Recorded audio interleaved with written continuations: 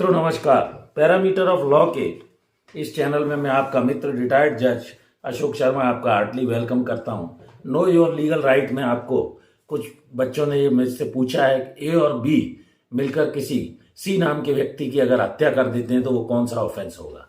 इसके लिए आपको आईपीसी का सेक्शन 300 जिसमें मर्डर को परिभाषित किया गया है देखना होगा। सेक्शन 300 क्या कहता है और 302 क्या कहता है। 302 में मर्डर का पनिशमेंट है, जबकि सेक्शन 300 के अंदर मर्डर बताया गया है, मर्डर को डिफाइन किया गया है। इसके लिए एलआई यानी लाइफ इम्प्रिजनमेंट या मर्डर के लिए उसको दंड दिया जा सकता है। वो क्या दंड होगा? धारा 300 ये कहती है कि हत्या क्या है।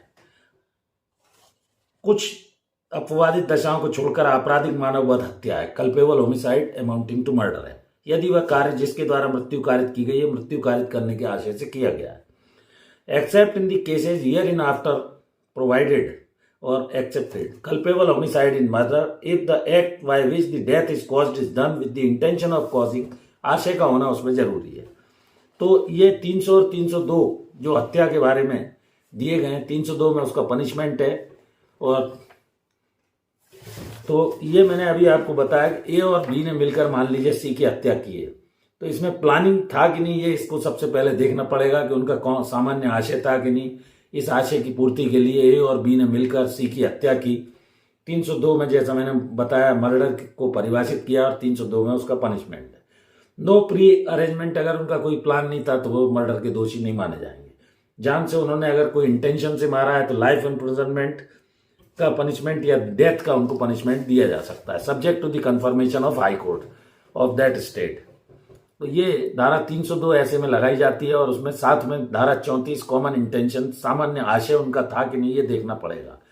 तो मर्डर में कोई प्री अरेंज्ड प्लान अगर ए और बी का है और वो सी का मर्डर कर देते हैं तो इसके लिए हत्या के लिए दोनों दोषी होंगे। ऑफेंस प्री अरेंज माइंड के फर्दरेंस में किया जाना चाहिए। और दूसरा, ए और बी उदाहरण के तौर पर मिलकर लाठी डंडे से उसकी हत्या कर देते हैं।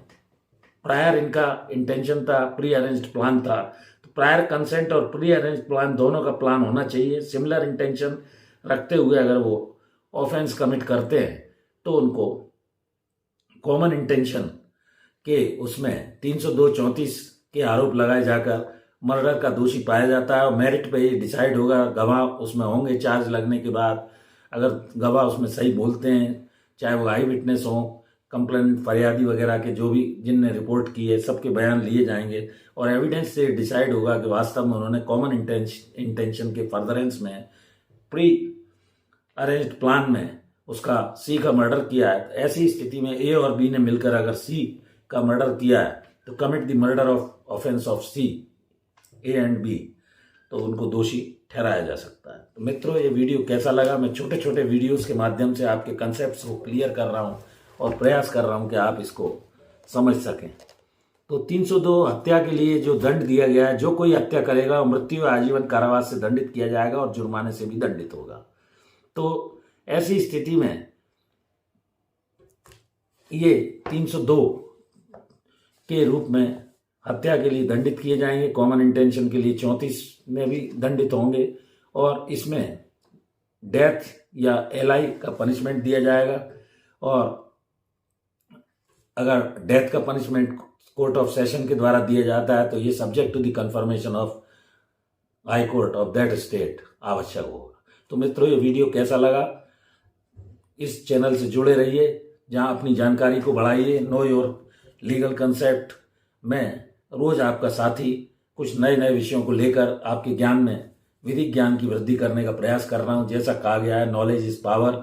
तो आप हेडफोन रखा कीजिए, नोट्स बनाइए, पढ़िए, बार बार बेयर एक्ट रखिए, हिंदी अंग्रेजी वर्जन पढ़िए।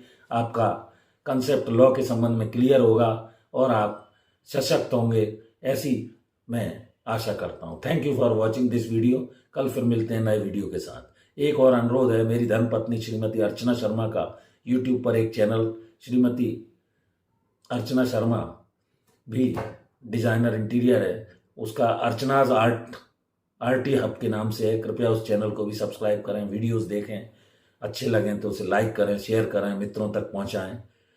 इस वीडियो में यहीं तक। धन्यवाद मित्रों।